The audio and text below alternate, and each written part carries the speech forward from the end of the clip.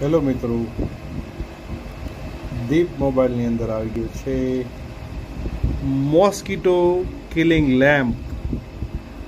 જોઈ શકો છો તમે, મોસ્કીટો કિલિંગ લેમ્પ આવી ગયો છે દીપ મોબાઈલની અંદર. આ રીતે આવશે મોસ્કીટો કિલિંગ લેમ્પ. જોઈ શકો છો તમે, USB વાળો આ રીતે આવશે, જોરદાર પંખા સાથે. આની અંદર તમારા મચ્છર એકત્ર થઈ જશે.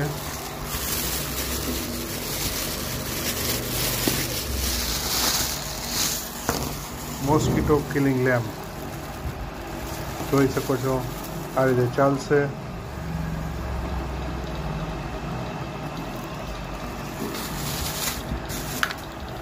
આ USB હબ આવશે.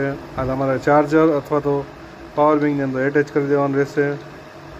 ચાલશે મોસ્કીટો કિલિંગ લેમ્પ. જોઈ શકો આ રીતે ફિટ થઈ જશે.